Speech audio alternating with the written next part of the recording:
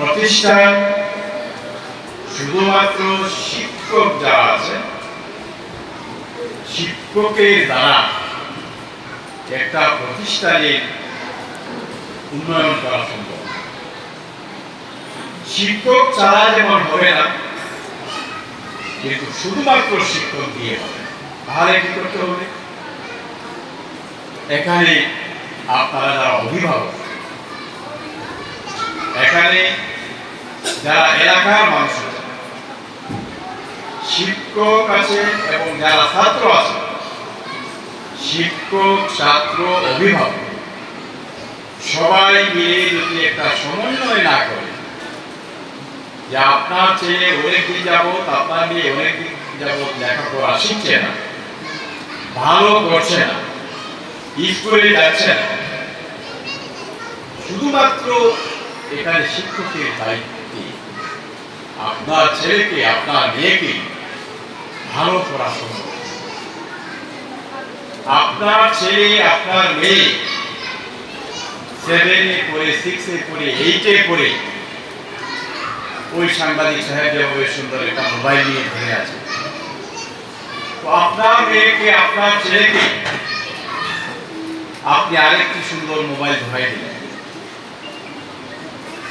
পাশাপাশি আপনি রাত জেগে আপনি বললেন যে মোবাইল ধরো না, মোবাইলে মানে চ্যাটিং করো না, আর আপনি 12টা পর্যন্ত, 1টা পর্যন্ত ঠিকই আপনি মোবাইলে চ্যাটিং করলেন। তাহলে হলোটা কি?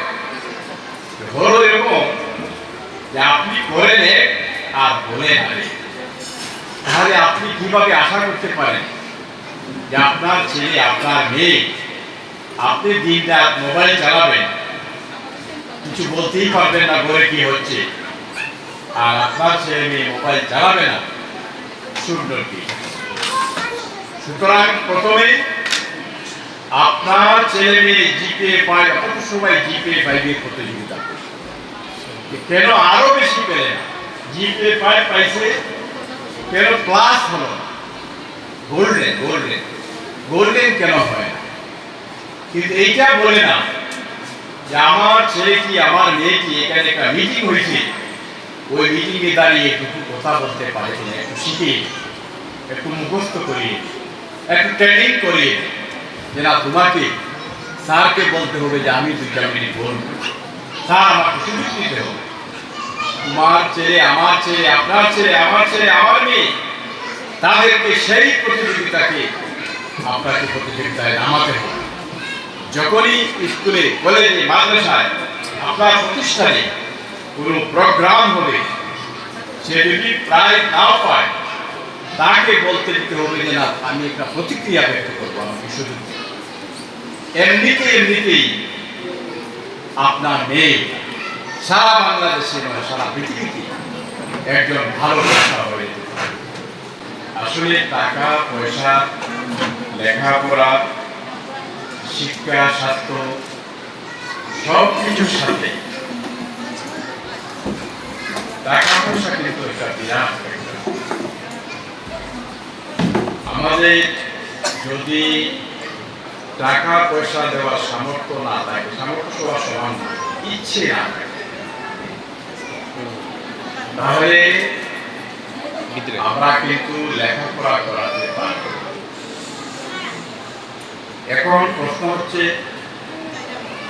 আমি যেহেতু এই এলাকার বাসিন্দা, সুতরাং এখান থেকে শুরু করতে চাই।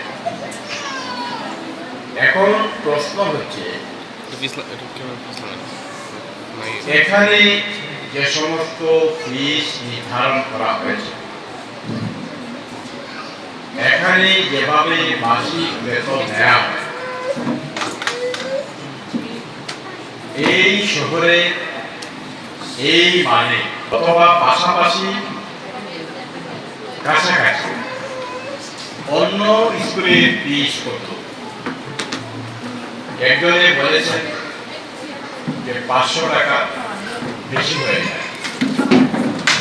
আমার প্রশ্ন থাকবে, 500 টাকা যদি বেশি হয়ে যায়, আরো 5টা 10টা স্কুল আছে, সেখানে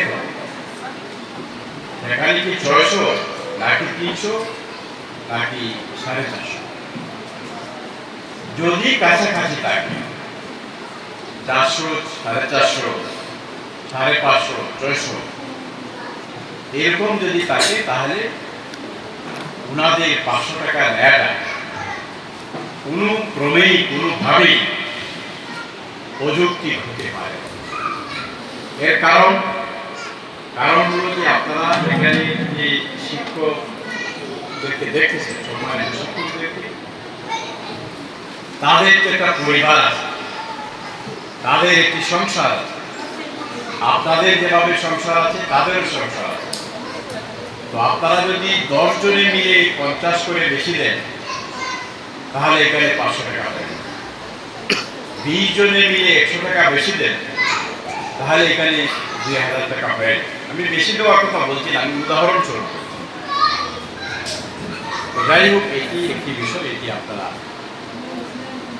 this is for your consideration, এটা আপনাদের বিবেচনায় রাখবেন যে আমরা অনেক বেশি দিচ্ছি কিনা, কাছাকাছি। এটা নাম্বার 1। নাম্বার 2 হচ্ছে এখানে যে পাঠ দান দেওয়া হয়, এখানে আমি ব্যক্তিগতভাবে অত্যন্ত খুশি। এখানে ইসলামী শিক্ষার পাশাপাশি আধুনিক শিক্ষায় শিক্ষিত করা হয়। এখানে কোরআনে হাফিজ থেকে শুরু করে ইসলামের বিভিন্ন বিষয় এখানে আমাদের ছেলে মেয়েদেরকে তারা শিক্ষার ব্যবস্থা করেছে। This is very much admirable. এটি অত্যন্ত প্রশংসনীয় একটি উদ্যোগ।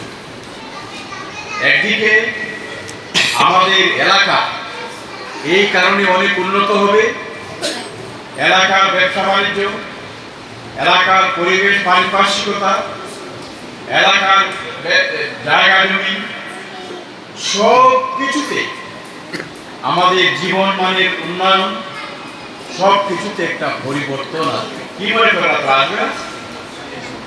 এইভাবেই তো মানুষ এলাকার উন্নয়ন করে। মানুষ যদি এক জায়গা থেকে আরেক জায়গায় হিজরত না করে, বাড়িঘর না করে, তাহলে সবকিছু জঙ্গলের মতোই থেকে যায়। আর মানুষ যদি এক এলাকা থেকে আরেক এলাকায় এসে বিল্ডিং করে, বাসা করে, ব্যবসা বাণিজ্য করে, এভাবে স্কুল মাদ্রাসা করে, বিভিন্ন প্রতিষ্ঠান করে, তাহলে একদিকে সমাজের উন্নয়ন, নৈতিকতার উন্নয়ন, অন্যদিকে আমাদের এলাকার পরিবেশ পারিপার্শ্বিকতা উন্নয়ন হবে। সেই বিচারে আমি এই স্কুলের অত্যন্ত প্রশংসা করি। এখন তো বক্তৃতা দিয়ে টাকা কামাই করা যায়। আমি একজন সাধারণ মানুষ হয়েও আমি যদি বিগত 10 বছরের হিসাব করি, শুধু বলতেছি এখানে যারা ছোট ছোট ছেলে মেয়েরা আছে, 10 বছরের হিসাব করি, তাহলে 3-4 লাখ টাকা শুধু বক্তৃতা দিয়ে। আমি একজন নন প্র্যাকটিশনার ডাক্তার না, আমি নাটাবে যক্ষা নিয়ন্ত্রণে বক্তৃতা দিয়ে সেখান থেকেই মনে হয় গত 20 বছরে 2 লাখ টাকা। আমি কনজিউমার অ্যাসোসিয়েশন ভোক্তাদের কথা বলে আমি ঢাকায় গিয়া বক্তৃতা দিয়ে আমার মনে হয় 9 লক্ষ টাকা পেয়েছি। আমি ইন্ডিয়াতে ব্যারাকপুর রাষ্ট্রগুরু সুরেন্দ্রনাথ কলেজ, সেখানে বক্তৃতা দিয়ে এক বক্তৃতায় আমাকে 4000 ইন্ডিয়ান রুপি দেয়। আমি ইংল্যান্ড সহ বিভিন্ন জায়গায়, এটা আমার বলার কথা ছিল না, আমি বলতেছি this is for your inspiration. এখানে যারা ছেলে মেয়েরা আছে, এখানে বসে আছে, তারা বাংলাদেশের শ্রেষ্ঠ বক্তা হবে, তারা পৃথিবীর শ্রেষ্ঠ বক্তা হবে। তারা যেন কখনো মনে করে না যে আমি মাদ্রাসায় পড়ি, উনার ছেলে স্কুলে পড়ে, উনার ছেলে আরেকটি ভালো স্কুলে পড়ে, আমি ওর মতো পারবো না, আমি আমার বাবা মা ওর মতো ধরি না, আমি পারবো না, ও পারবে। সুতরাং এই চিন্তা চেতনা, এই ধারণা যেন তোমরা যারা ছোট ছোট ছাত্রছাত্রী আছো, এই ধারণা যাতে তোমাদের মধ্যে না আসে। তোমাদের মধ্যে ধারণা আসতে হবে আমি গ্রামে থেকে শহরের ছেলে মেয়েদের উপরে চলে যাব, আমি গ্রামে থেকে আমি ম্যাজিস্ট্রেট হব, আমি গ্রামে থেকে আমি বিচারক হব, আমি গ্রামে থেকেই এই স্কুলে পড়ি, এই প্রতিষ্ঠানে লেখাপড়া করেই আমি ঢাকা ইউনিভার্সিটির শিক্ষক হব। এই প্রতিষ্ঠানে লেখাপড়া করেই আমি বাংলাদেশের বিচারপতি হব। এই প্রতিষ্ঠানে লেখাপড়া করেই আমি বাংলাদেশের প্রধান সেনাপতি হব। This is your idea. এই কথাগুলো যে আমি বলছি, এগুলো কিন্তু বানানো কথা। ঘন্টা পর ঘন্টা বলা যাবে। পৃথিবীতে, বাংলাদেশে যারা অনেক ছেলে মেয়ে যারা জিপিএ 5 পেয়েছে, গোল্ডেন প্লাস পেয়েছে, এবং বাগান থেকে, আমাদের পার্শ্ববর্তী বাগান থেকেও বিশেষ ক্যাডারে চাকরি পেয়েছে,